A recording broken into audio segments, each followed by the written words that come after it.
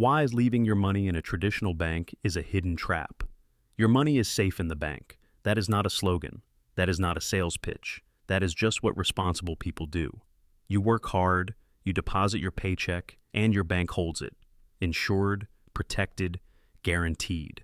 No market crashes, no volatility, no risk of losing anything.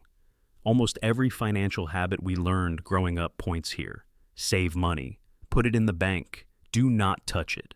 And for millions of people, that is exactly what they do. They build up a savings account. They watch the balance grow. They feel responsible. They feel safe. Here is the problem. The bank is not keeping your money safe. It is keeping the number the same. And those are two completely different things. Almost every person who has parked significant savings in a traditional bank account for the last 20 years has lost a meaningful percentage of their wealth. Not because they did something wrong, but because they did exactly what they were told, without ever realizing it. The math on this one is going to make you uncomfortable, not because the advice is wrong, because it is not quite right in the way that costs the most. This idea was not invented by someone trying to mislead you. It came from a real historical moment, and for a long time, it was genuinely the right advice. Before deposit insurance existed, keeping money in a bank was a legitimate risk. Thousands of banks failed during the Great Depression. Between 1929 and 1933, roughly 9,000 banks collapsed across the United States, wiping out the savings of millions of ordinary people. Money in a bank could vanish overnight. The FDIC, the Federal Deposit Insurance Corporation, was created in 1933 to fix that. Deposits became federally insured. Up to $250,000 per account, per institution, is now guaranteed by the U.S. government. The risk of losing your deposit to a bank failure effectively went away.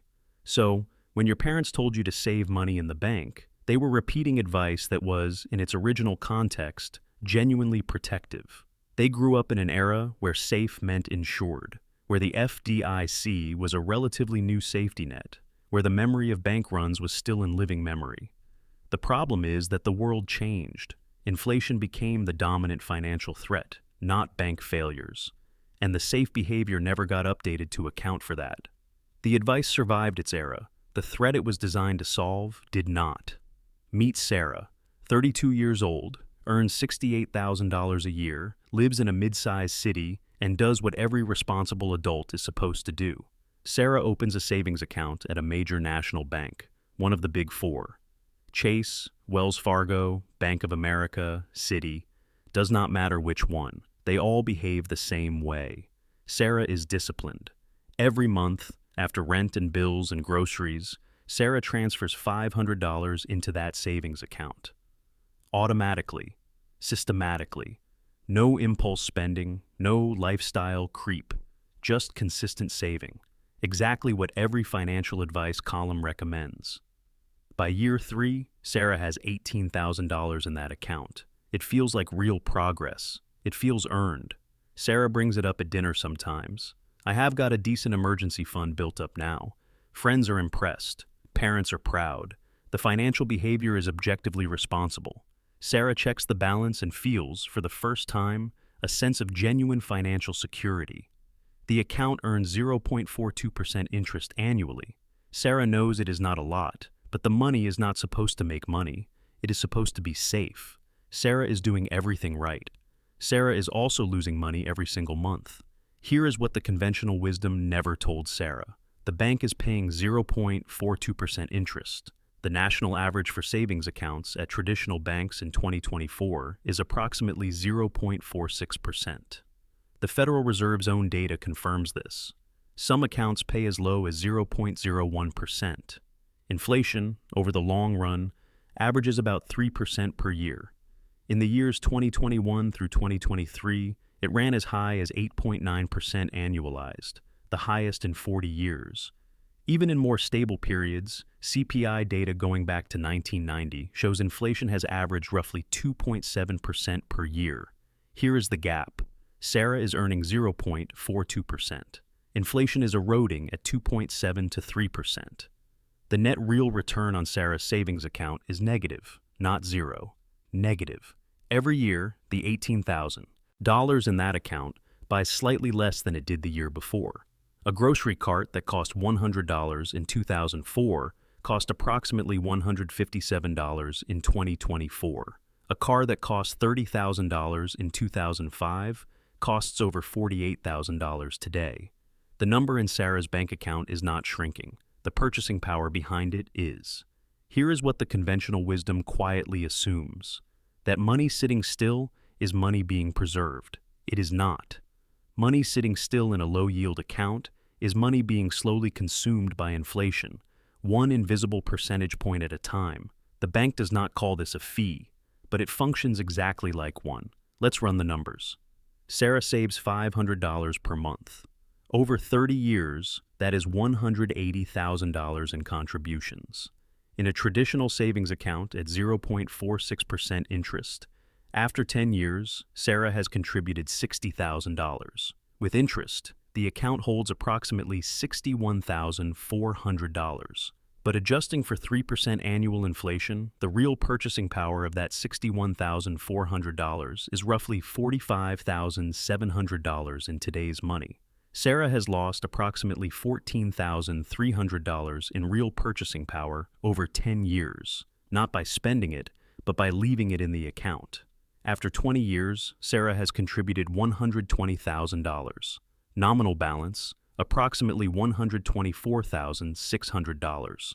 Real value in today's dollars after adjusting for 3% inflation, approximately $69,100. Sarah has lost over $50,000 in real wealth. The number on the statement went up. The actual value went down. After 30 years, Sarah has contributed $180,000. Nominal balance, approximately $187,200. Real value adjusted for inflation, approximately $77,000. Sarah's account technically grew by $7,200 in nominal terms over 30 years of consistent saving. In real terms, Sarah lost over $103,000 in purchasing power. $103,000. Gone. Not to a market crash, not to fraud, not to bad decisions, to a savings account that everyone agreed was the safe, responsible choice. Now let's look at the alternative. The same $500 per month moved instead into a high-yield savings account at the 2024 average of approximately 4.5%. After 10 years, approximately $75,100. After 20 years, $190,300. After 30 years, $398,100. Or invested in a low-cost S&P 500 index fund, VOO-VTI FSKAX, at the historical average of approximately 10% annually.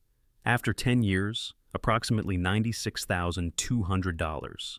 After 20 years, $343,650.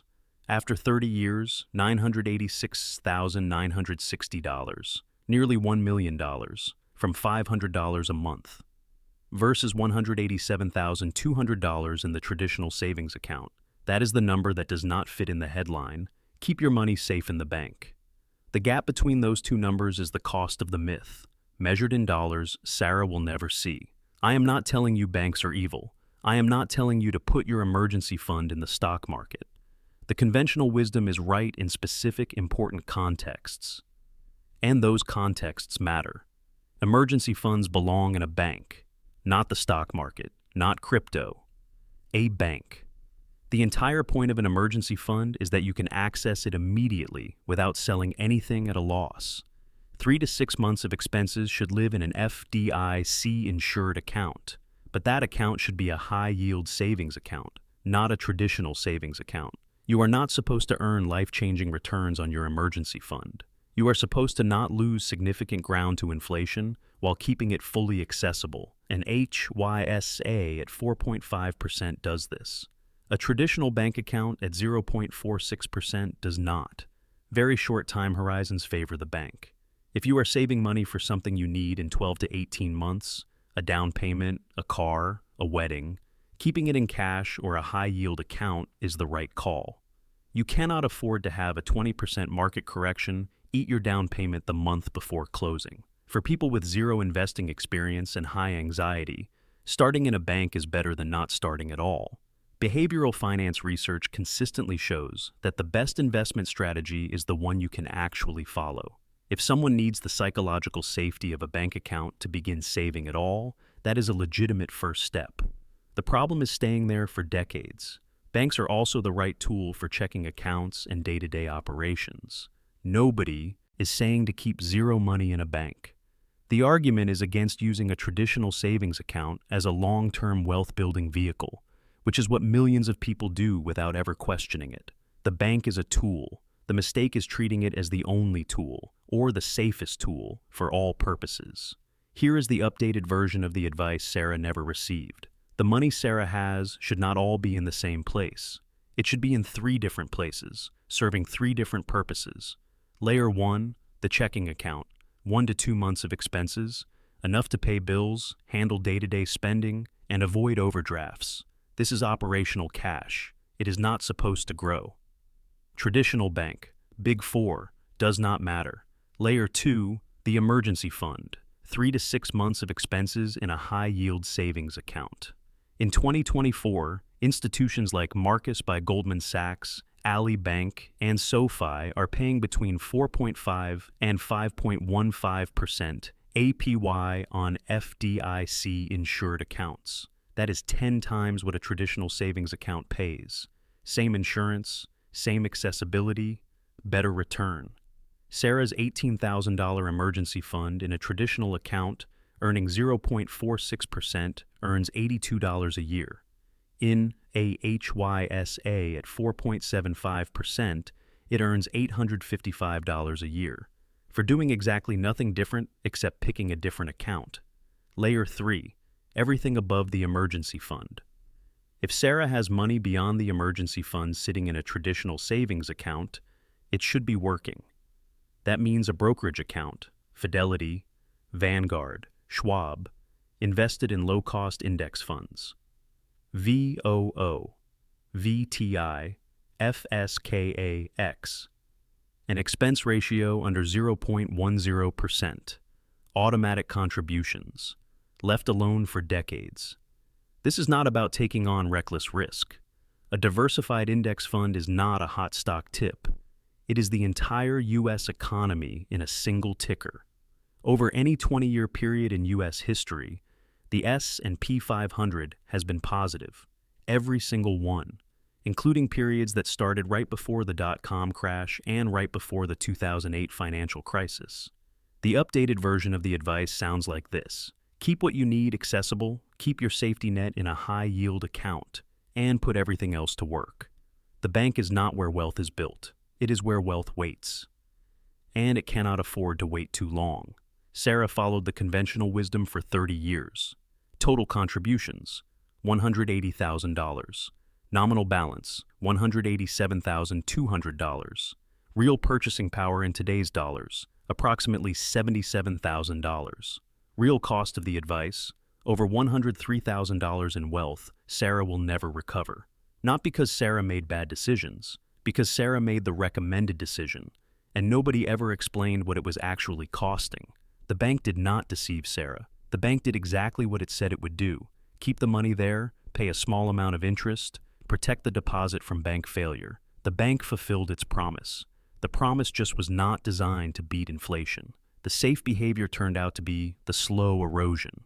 The risky behavior, putting money into a diversified index fund or even a high-yield savings account, turned out to be the one that actually preserved and grew purchasing power over time. The next time someone tells you your money is safe in the bank, ask them one question.